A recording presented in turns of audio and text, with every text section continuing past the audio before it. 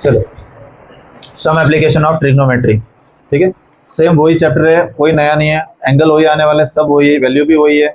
यहाँ पे खाली आपको कोई अपोज वो देखने नहीं जाएगा क्या कि टेन साइन अपॉन कॉस होता है, साइन वन अपॉन कॉसेक होता है, वो यहाँ पे नहीं लगेगी। यहाँ पे खाली हमें मतलब है तो टेबल से और ओ ए O by H H A, अगर वो नहीं याद रखना है तो बद्री पंडित बद्री प्रसाद हर हर बोले, ठीक है। हाँ। देखो इसमें मान लो इसमें कॉन्सेप्ट क्या है, सबसे पहले तो कि यहाँ पे कोई पर्सन है, ठीक है, यहाँ पे, और ये मान लेते एक बिल्डिंग है, ठीक है, ये मान लो क्या एक बिल्डिंग है। अब यहाँ पे कोई इंसान खड़ा है और ये बिल्डिंग की जो परछाई है वो यहाँ पे आ रही है, ठीक है, ये परछाई यहाँ पे आ रही है और इस परछाई से हमने मेजर कर लिया कि ये 30 है, कितना 30। अब हम यहाँ से ये लेंथ तो मेजर कर सकते हैं, किसके थ्रू, टेप के थ्रू हम मेजर कर सकते हैं। नीचे तो जमीन पे तो कितना भी लंबा ऐसा लेंथ हो हम फाइंड कर सकते हैं मेजर टेप से, बट ये बिल्डिंग का जो अगर मान लो छोटी मोटी बिल्डिंग हो तो हम मान सकते हैं, हम लेंथ फाइंड कर सकते हैं, बट बड़ी टावर या तो ऐसा कोई टावर हुआ जिसपे चढ़ नहीं सकते, ठीक है, तो ऐसे भी जो मेजरमेंट करना हो तो इस ट्रिग्नोमेट्री की हेल्प से तुम कर सकते हो। फॉर एग्जांपल मैं यहाँ पे नाम दे देता हूँ ए बी और सी, इसको क्या बोलेंगे, line of sides, spelling right है ना, बाद में बोलना मत। एंगल ऑफ एलिवेशन, इसको बोलते हैं एंगल ऑफ एलिवेशन। जो एंगल फॉर्म होगा वो हमेशा उसको बोलेंगे एंगल ऑफ एलिवेशन और इसको बोलेंगे लाइन ऑफ स्लाइड। अब यहाँ पे हमेशा एक बिल्डिंग और एक जमीन के बीच में जो एंगल होता है वो 90, मतलब इसके पहले वाले चैप्टर में भी हमें पता है कि ट्राइंगल होना चाहिए बट 90 डिग्री का होना चाहिए, यहाँ पे भी कंफर्म कैसा है 90 डिग्री का होगा तो ही हमें फाइंड कर सकेंगे, ठीक है। अब इसका उल्टा भी हो सकता है, अगर मान लो कि तुम टॉप ऑफ द बिल्डिंग खड़े हो, मतलब कि टेरेस पे खड़े हो, ठीक है,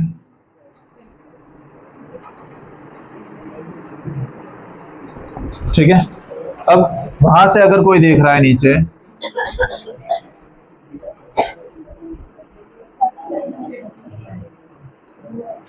यहां से कोई आपको यहां से नीचे से कोई वहां पे देख रहा है जमीन पे, तो यहां से भी हम बिल्डिंग की लेंथ फाइंड कर सकते हैं, ठीक है।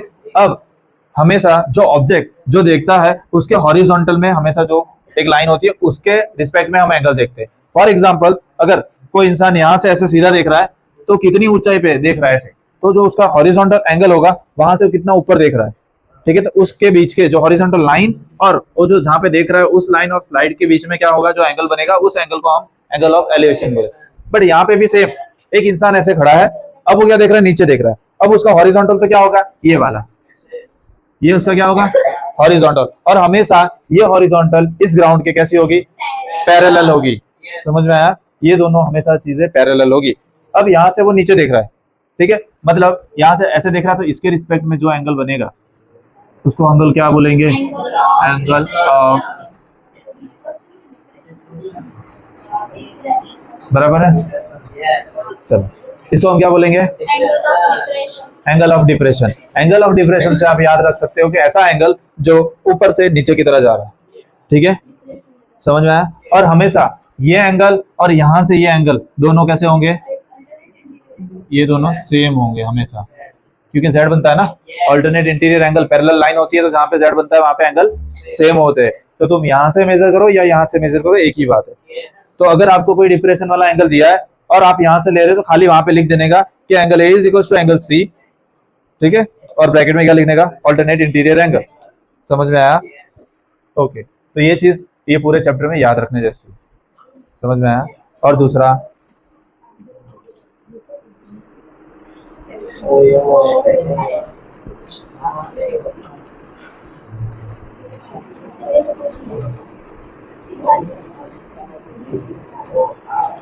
ठीक है, ये चीज याद रहेगा, प्लस टेबल वैल्यू याद रहनी कंपलसरी जरूरी है।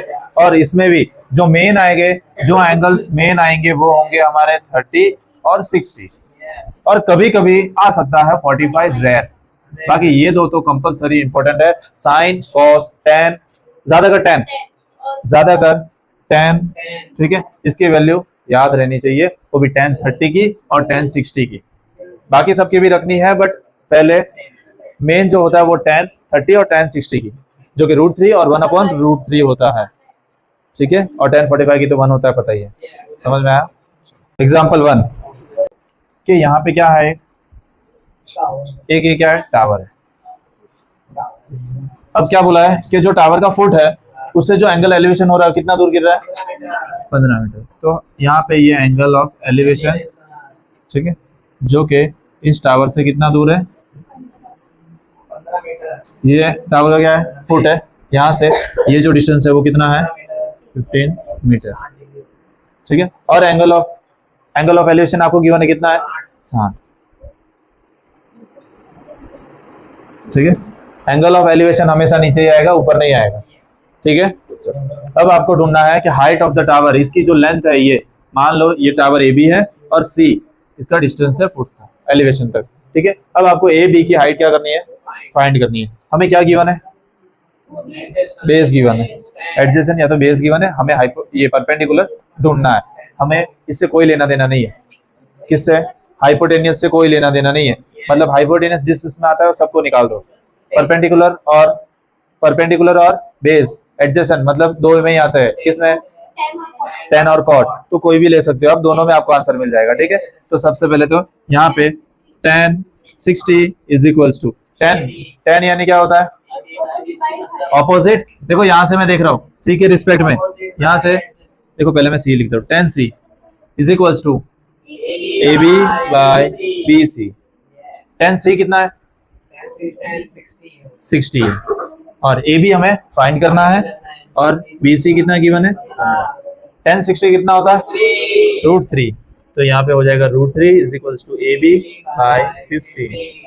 अभी AB फाइंड करना है, अकेला छोड़ दो, 15 इधर आ जाएगा, तो AB is equals to 15 √3 metre, ये उसकी क्या होगी, हाइट होगी, किसकी, टावर की। बस इतना ही है सारे पूरे में, ठीक है, पूरे चैप्टर में यही इसका, खाली थोड़ा सा हार्ड आएंगे, दो साथ में ट्राइंगल आएंगे, वो भी इजी है, ठीक है। मान लो कि क्या है, पोल है, ये पोल है, इसको मैंने नाम दे देते क्या, ए। अब आपने जनरली जो पोल होंगे वो देखे होंगे कि जो वायर्स होते हैं वो एकदम टॉप पे नहीं होते, थोड़े से नीचे होते हैं, ठीक है। तो उन्होंने ऐसा बोला कि जो उसको रिपेयर करने चढ़ना है वो ये टॉप ऑफ से 1.3 मीटर से नीचे रिपेयर करना है, मतलब इस पॉइंट को मैं दे देता हूँ सी, इसको क्या पॉइंट दे दो, सी। और आपको बोला है कि जो पूरा टावर की लेंथ है वो कितनी है, 5 मीटर, ठीक है। तो आपको ये सी के पॉइंट तक पहुंचना है, ठीक है। तो पहले तो एंगल कौन सा गिवन है,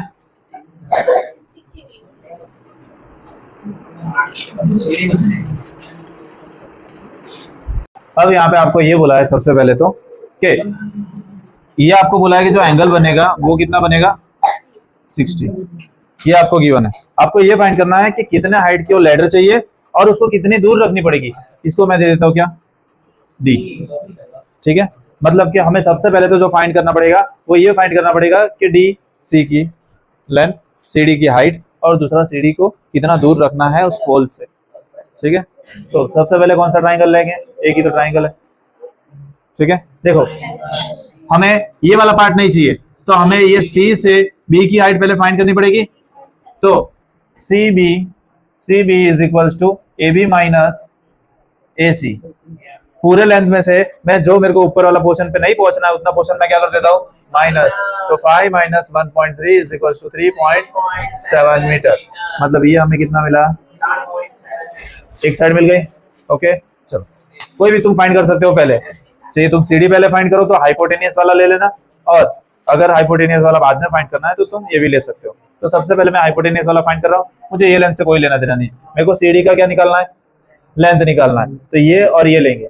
अब यहाँ पे हमें पता है कि हमेशा एक पोल क्या होता है, 90 डिग्री होता है ग्राउंड से, तो हाइपोटेनियस इसके रिस्पेक्ट में, डी के रिस्पेक्ट में ऑपोजिट, और हाइपोटेनियस किसमें आते हैं, साइन में। तो यहाँ पे फॉर ट्राइंगल CBD ठीक है, तो यहाँ पे sine D is equals to sine D के रिस्पेक्ट में C B by C D, ठीक है। अब साइन डी कितना है, तो sine 60 is equals to C B कितना है 3.7 और सी डी हमें फाइंड करना है, हमें सी डी से सी डी ही मिलेगी। चलो इसकी वैल्यू कितनी होती है sine 60 √3/2 is equals to 3.7 C D find करना है, अकेला छोड़ दो, क्रॉस मल्टीप्लाई कर दो। देखो सी डी को यहाँ पे लेके आ रहा हूँ, 2 को ऊपर भेज दे रहा हूँ, तो C D is equals to 3.7 into 2 और √3 कहाँ चला जाएगा डिवाइड में, तो 7.4 बाय √3 रैशनलाइज करना है। √3 की वैल्यू दी है, ओके कितनी दी है 1.73। क्या करें रेसिप्रोकल पॉइंट हटा देते हैं, तो C D is equals to 74/10 into 173 into upon में 100 0 कट, तो ये हो जाएगा C D is equals to 740/173।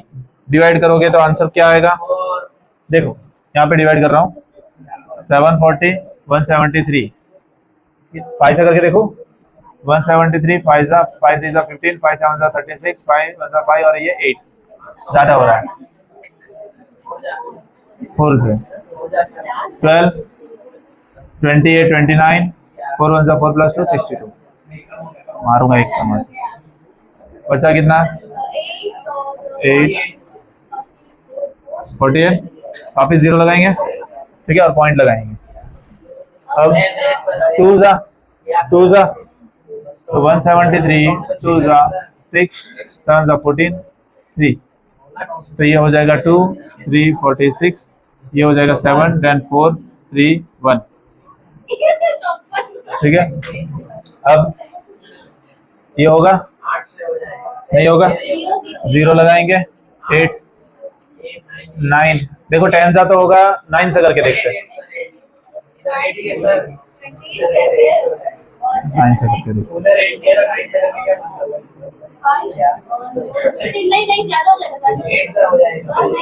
9 7 जा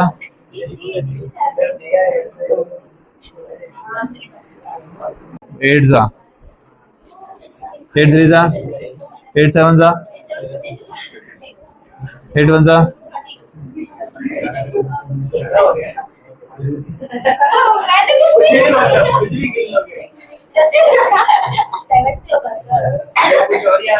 इसलिए बोलता हूँ कि छापने से वो ऊंचे ही नहीं आते। 7 7 जा 49 7 7 जा 49 53 7 1 जा 7 और 12 7 जा 2 3 9 3 1 0 1 0 101 नहीं आता है 0 लगाएंगे 1 0 1 0, ठीक है। 10 10 10 10 9 8 7 6 6 6 6, अरे तू देख रॉन्ग आया तो तू देख तेरे को बहुत मारूंगा, और राइट आया तो भी तेरे को मारूंगा। 6 7 जा 6 7 जा 5 जा 3 पॉइंट मिल गए। अब यहाँ से हमें ऑब्वियसली पता है यहाँ पे 0 तो नहीं आने वाला, बड़ा ही नंबर आने वाला है, क्योंकि यहाँ पे कुछ 200 जैसा बचेगा, ठीक है। तो यहाँ पे कुछ बड़ा नंबर आएगा, इसको शिफ्ट कर देंगे तो 4.28, इसका आंसर क्या है, तो सीडी तो हमें मिल गई, ठीक है। सीडी मतलब कि जो लेंथ है, लैडर की लेंथ है, वो कितनी मिली 4.28। अब हमें फुट से लेके जो सीडी कितनी दूर रखनी है लेंथ, वो फाइंड करनी है। तो यहाँ पे हाइपोटेन्यूज का कोई रोल नहीं है, हमें ऑपोजिट और एडजेसेंट चाहिए, तो किसमें आता है 10, कॉट भी ले सकता है 10d is equals to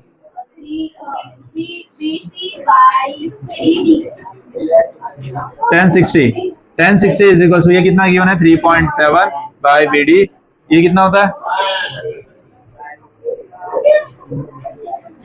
√3 is equals to 3.7/BD, BD इधर ले लो तो ये उधर जाएगा, तो 3.75 1.73। तो आप इस क्या करेंगे BD is equals to 37/10 into 100/173, 0 और 0 कैंसर, तो BD इज इक्वल्स टू 370/173।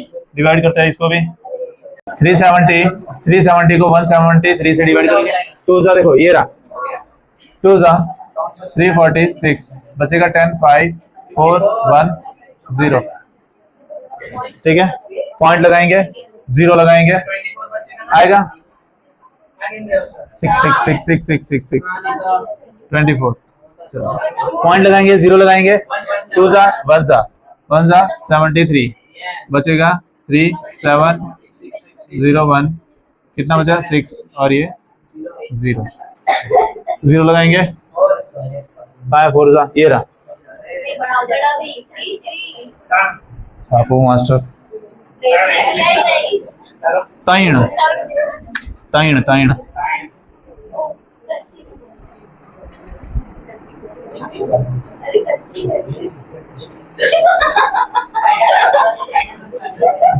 चलो 151, यस सर, 151, कितना 2 जा नहीं आएगा, 1 जा भी नहीं आएगा, 0 लगाएंगे, 1510, 9, 8 जा 3 नंबर आ गए, शिफ्ट कर दो, तो इसका आंसर क्या आया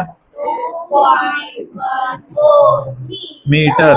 मतलब हमें सीढ़ी लेनी पड़ेगी 4.28 मीटर की, और उसको पोल से कितना दूर रखना पड़ेगी, चुप रहे, पोल से कितना दूर रखना पड़ेगा 2.14 मीटर। तो आंसर आने के बाद क्या बोला है, ताकत हो तो पहले बता के बता।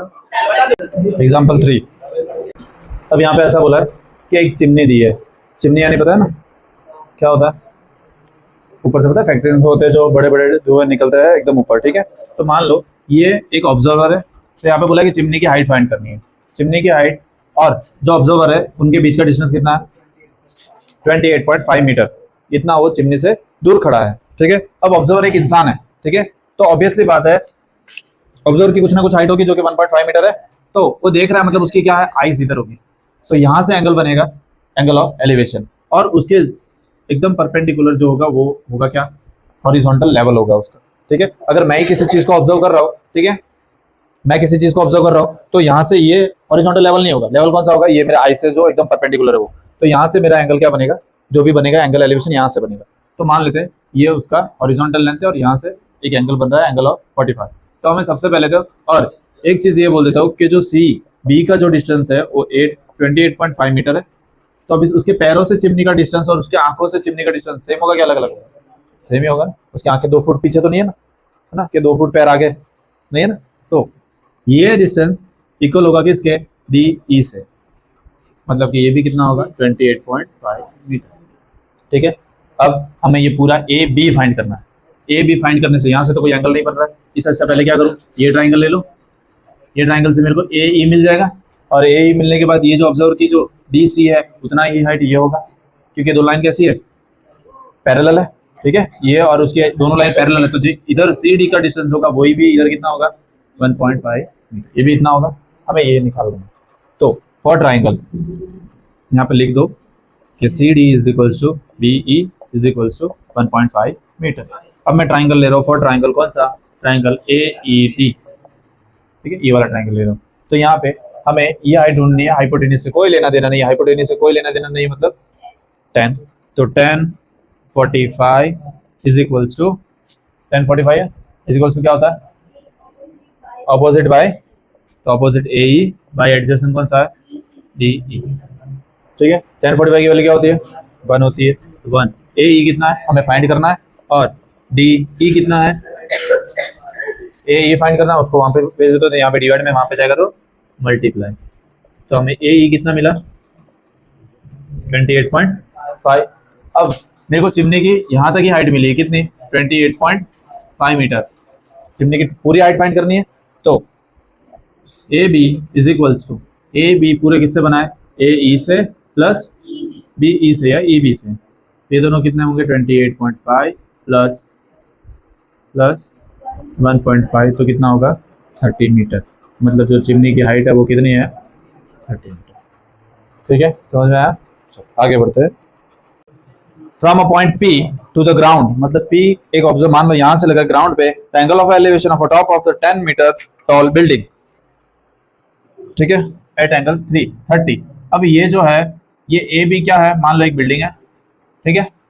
यहाँ से पी से एक ऑब्जर्वर है या कोई भी पॉइंट से एक एलिवेशन एंगल बन रहा है 30 और वो टॉप ऑफ द बिल्डिंग पे देख रहा है, ठीक है। तो टॉप ऑफ द हाइट आपको बिल्डिंग की गिवन है कितनी, 10 मीटर, और आपको एंगल गिवन है कितना, 30। Flag is housed at the top of the building and the angle of elevation of the top of the building and the flag staff from P is 45। अब उन्होंने क्या किया, बिल्डिंग के ऊपर एक फ्लैग लगाया, ठीक है। फ्लैग की जो हाइट है वो हमें नहीं पता है, और यहाँ पे ऐसा बोला है कि P से अगर उस फ्लैग के टॉप पे देखूंगा तो एंगल ऑफ एलिवेशन कितना बनेगा, 45 का, ठीक है। Find the length of the flag staff and the distance of the building from the point P। हमें देखो क्या क्या ढूंढना है। पहली चीज तो हमें ढूंढना है कि ये बी डी कितना है, ये ढूंढना है, इसको x मान लेते हैं, ठीक है। और हमें दूसरा P से A तक का डिस्टेंस भी ढूंढना है, ठीक है। इसको भी कोई वेरिएबल मानना है तो मान लो, इसको y मान लेते हैं, ठीक है। अब मैं क्या करूँ, पहले छोटा वाला ट्रायंगल ले लूँ, हमेशा ट्राई करने का पहला छोटा वाला ट्रायंगल ले लें, ठीक है। यहाँ पे ये वाला 30 वाला ले रहा हूँ, तो फॉर ट्रायंगल पी बी ए, ठीक है, ये छोटा वाला ले रहा हूँ, ये ट्रायंगल। यहाँ पे भी हमें हाइपोटेन्यूज से कोई लेना देना नहीं है, ठीक है। तो मैं कौन सा लूंगा, 10। तो 10 एंगल कितना है, 30 is equals to A B opposite by P A adjacent. 10 30 की वैल्यू कितनी होती है, 1/√3 is equals to A B कितना है 10, पी ए कितना है फाइंड करना है, इसको y ले लिया हमने, ठीक है। अब क्या करूँ, क्रॉस मल्टीप्लाई कर दूं, ये 1 इंटू वाई कितना होगा y, और ये हो जाएगा 10√3 मीटर। मतलब कि ये y कितना मिला हमें, पी ए कितना मिला हमें, ठीक है। चलिए तो इसको पी ए रहने दो, हमें वैल्यू पुट नहीं करनी है तो इसको जाने देते हैं, ठीक है। चलो पी ए मिल गया, मतलब कि इतना दूर है हमारा जो ऑब्जर्वर, मतलब कि जो पॉइंट है, एलिवेशन पॉइंट है किससे, बिल्डिंग से, एक तो मिल गया। अब क्या ढूंढना है दूसरा, क्या ब्लैक की जो स्टाफ है, मतलब कि उसका जो रॉड है वो कितना ऊंचा है, ठीक है। तो फॉर ट्राइंगल कौन सा, पी डी ए है ना।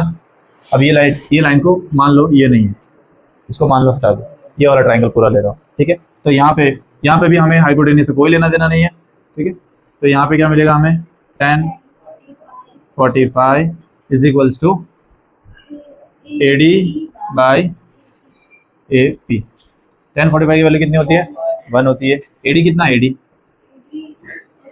देखो, एडी को मैं लिख सकता हूँ क्या, A B plus B D, ये लिख सकता हूँ। एडी किससे बना है, A B plus B D, आप डायरेक्ट लिख सकते हो 10 + x, ठीक है। और टी ए ए पी कितना मिला था हमें, 10√3। अब इसको यहाँ पे भेज दो, तो ये यहाँ पे 1 के साथ हो जाएगा, तो ये एज इट इज। और ए बी कितना है, ए बी 10, और x कितना, ए बी डी कितना है, x, ठीक है। अब इसको क्या करूँ, इधर लेके आओ, तो क्या हो जाएगा, माइनस हो जाएगा। तो 10√3 - 10 इज इक्वल्स टू x। अब कॉमन निकाल लो, तो कॉमन निकाल लोगे तो 10√3 - 1 meter is equals to, value दी है √3 की वैल्यू, ओके। √3 की वैल्यू दी है तो वो पुट कर देते हैं। √3 कितना दिया है, 732, तो वैल्यू पुट कर देते हैं। तो यहाँ पे 1.732 - 1 इज इक्वल्स टू x, कितना होगा 0.732 इंटू x, ठीक है। मल्टीप्लाई करोगे तो क्या होगा, पॉइंट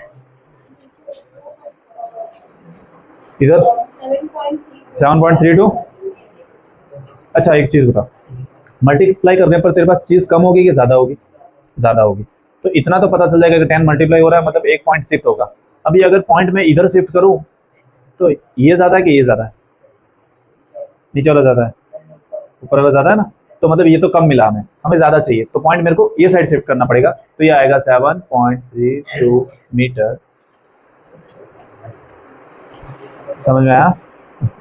अब यहाँ पे क्या बोला है, find the height of a tower, कि एक शैडो था, एक शैडो का एक टावर था, उसको हमने मान लिया कि ए बी, ठीक है। अब इसका शैडो कुछ ना कुछ गिर रहा था, मान लो यहाँ पे गिर रहा है, ठीक है, यहाँ पे शैडो गिरा। अब बोला है कि जब उसका जो एलिवेशन, सन का एलिवेशन 60 से 30 तक गया, ठीक है, ये कितना था 60 से 30 तक गया तो वो शैडो कितनी ज़्यादा लंबी हो गई और 40 मिनट और ज़्यादा हो गई। तो ये जैसे ही 30 पे आया, ये जैसे ही 30 पे आया, ये यहाँ से 40 मीटर क्या हो गई, लॉन्ग हो गई। इसको हम मान देते, इसको दे देते सी, इसको डी। ठीक है, पहले मैं ट्रायंगल कौन सा ले रहा हूँ, छोटा वाला ए बी डी। ठीक है, तो ये पे 1060 is equals to A B by B D. ये कितना हो जाएगा, √3 is equals to A B by B D, B D. ये बी डी यहाँ पे, तो A B is equals to कितना मिलेगा हमें, √3 बी डी। ठीक है, तो यहाँ से हम इजीली बी डी भी निकाल सकते हैं। ठीक है, तो देखो हमें ऑब्वियसली बात है इसकी जगह तो रिप्लेस नहीं करना, तो हमें वैल्यू किसकी चेंज करनी पड़ेगी, समझाता हूँ। दूसरा ट्रायंगल कौन सा, ट्रायंगल ए बी सी, पूरा बड़ा वाला ट्रायंगल ले रहा हूँ। ठीक है, तो यहाँ पे भी 1030 is equals to A B by B C, है ना। 1030 कितना होता है, 1/√3 is equals to A B कितना फाइंड करना है, बी सी कितना है, B D plus 40। B D की वैल्यू यहाँ से निकाल के रख दो। देखो यहाँ पे ए बी की जगह अगर रिप्लेस कर दूंगा, मैं ए बी की जगह रिप्लेस कर दूंगा तो मेरे को हाइट मिलेगी क्या, नहीं मिलेगी। ए बी तो चला गया, मेरे को फिर क्या करना पड़ेगा, यहाँ से वैल्यू निकाल के इधर पुट करनी पड़ेगी। इससे अच्छा डायरेक्ट मैं निकाल लूँ, तो समझ में आ रहा कि वैसा नहीं करना। यहाँ पे क्या था, ए बी था, ए बी की जगह मैं क्या लिख सकता हूँ, √3, 1/√3 is equals to √3 B D by B D plus 40। ठीक है, ओके। ये यहाँ पे भेज दो, ये वहाँ पे भेज दे रहा हूँ, क्रॉस मल्टीप्लाई, तो ये 1 के साथ पूरा टर्म क्या होगा, वही रहने वाला है, प्लस 40, ये उधर मल्टीप्लाई होगा, तो √3 इंटू √3 3 बी डी, ये बी डी और बी डी साथ में ले लो, तो 40 is equals to 3 B D minus B D, कितना होगा, 2 B D. B D find करना है, 2 को नीचे भेज दो, तो B D is equals to, तो हमें बी डी कितना मिला, क्या हमें बी डी ढूंढना था, क्या हमें बी डी ढूंढना था, हमें क्या ए बी हाइट ढूंढना है। इस बी डी को किस में पुट कर दूँ, इसमें पुट कर दो, तो यहाँ पे put B D in A B, तो यहाँ पे A B is equals to √3 और ये है 20, तो A B is equals to 20 √3 metre. But तेरे को वो समझ आया हो, पर तो डायरेक्ट करो, डायरेक्ट ए बी मिल जाएगा। ठीक है, हार्ड होगा बट जल्दी मिल जाएगा, ये इजी है, 2-3 स्टेप बढ़ जाएंगे। ठीक है, नेक्स्ट देखो ऐसा बोला है कि the angle of depression of the top of the bottom of the building 8 metre tall from the top of a multi storey. अब मल्टी स्टोरिंग बिल्डिंग वो बड़ी होती है कि नॉर्मल बिल्डिंग, नहीं पता। मल्टी स्टोरिंग बिल्डिंग यानी ज़्यादा 10, 15, 20 माले, और नॉर्मल बिल्डिंग यानी छोटी मोटी बिल्डिंग। तो यहाँ पे मल्टी स्टोरी कौन सी होगी, बड़ी वाली। ठीक है, और 8 मीटर जो होगा वो कौन सा होगा, ये 8 मीटर है। ठीक है, और ऐसा बोला है कि जो 30 डिग्री और 40 डिग्री रिस्पेक्टिवली, ओके, टॉप पे जो आएगा, जो एंगल ऑफ डिप्रेशन जो एकदम टॉप पे आ रहा है वो 30 पे बनेगा।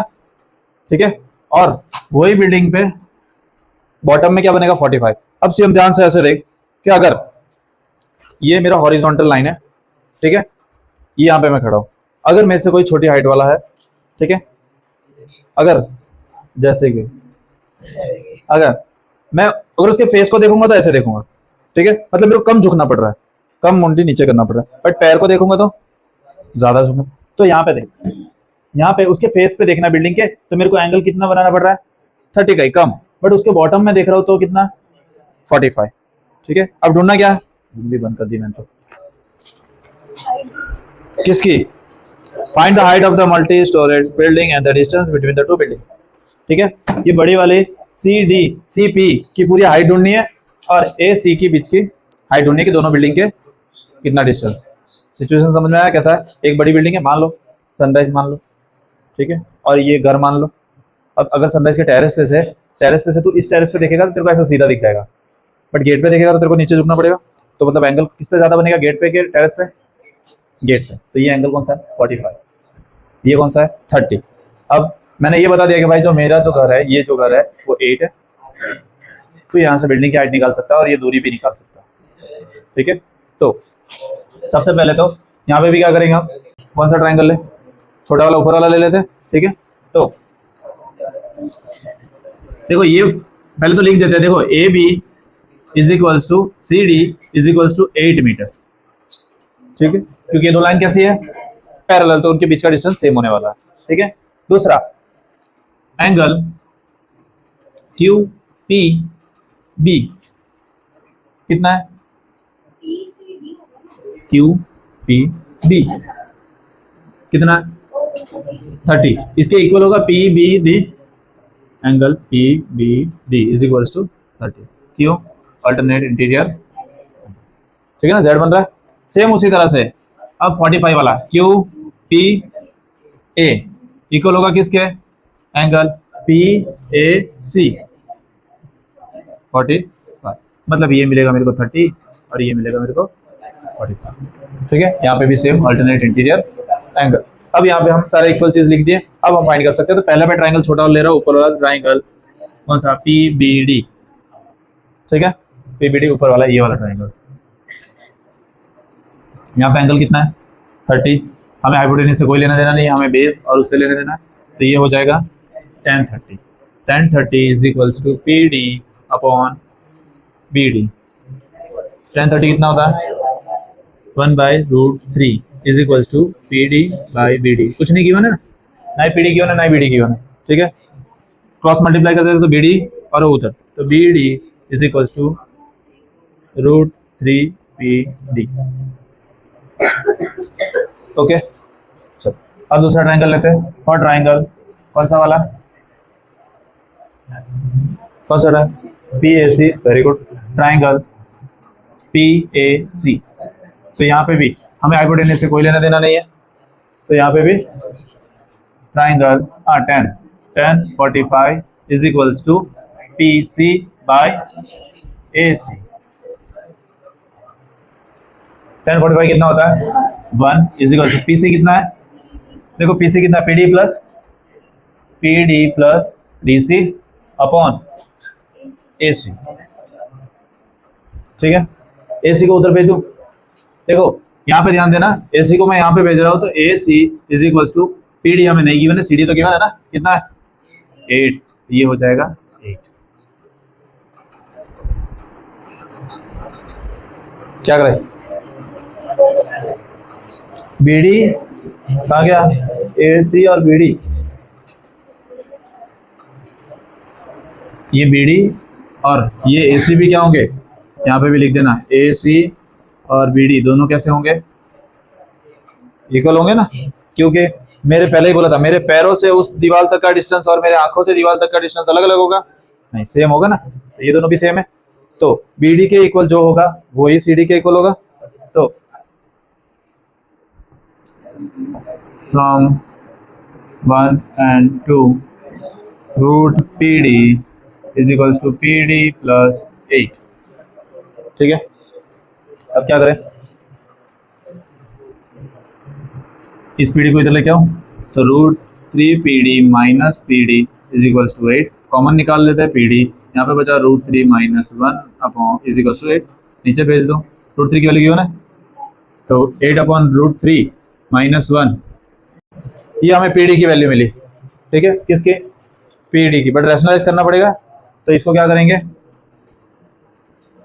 8/√3 minus 1 into √3 plus 1 upon √3 plus 1, तो P D is equals to 8√3 plus 1 upon A minus B A plus B, A square plus B square minus, sorry A square minus B square, तो A square मतलब कि 3 minus B square यानी 1, तो ये हो जाएगा P D is equals to 8√3 plus 1 by 2, 2 4 जा 8, क्या हमें ये मिल गई, अभी तो खाली पी डी मिली है ना, हमें पूरा हाइट फाइंड करना है ना, तो पूरा हाइट कैसा P D plus C D, तो यहाँ पे पूरा हाइट जो है हमारा P C is equal to P D by C D, तो P C is equals to 4√3 plus 1 plus 8, ठीक है।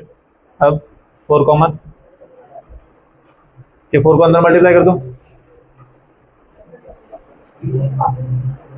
P C is equal to 4 common, अंदर बचा √3 प्लस 1 प्लस 2,